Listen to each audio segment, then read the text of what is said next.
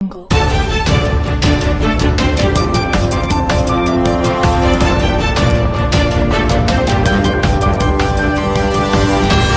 Jungle.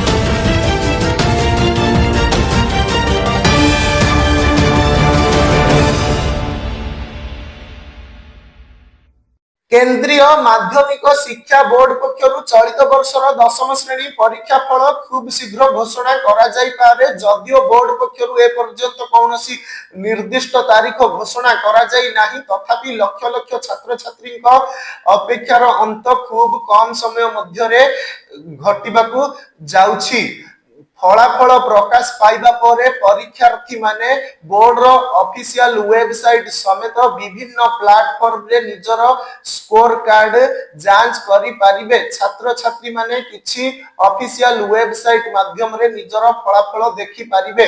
सेगुडी कहला cbse.gov.in, cbseresults.nic.in, results.cbse.nic.in, digiloccer.gov.in website व्यतीत DigiLocker mobile app, उमंग app एवं SMS माध्यम रे मध्य रिजल्ट जानी हेबो।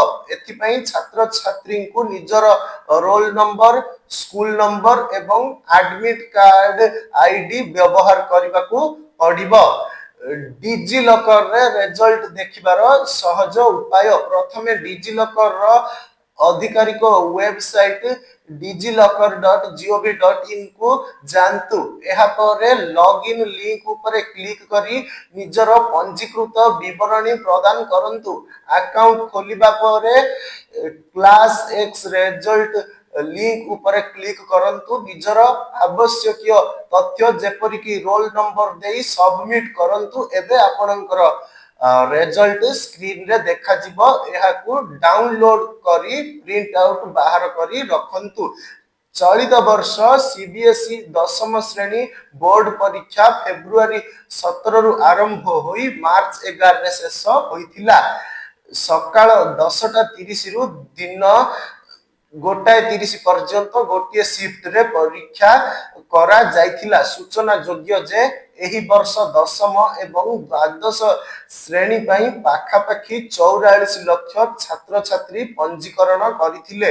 बोर्ड साधारणतः मे मासर द्वितीय सप्ताह रे फलाफल घोषणा करिथाए। 2025 मे 13 तारिख रे प्रकाश पाइथिला फल। 2024 मे 13 तारिख रे घोषणा होइथिला फल।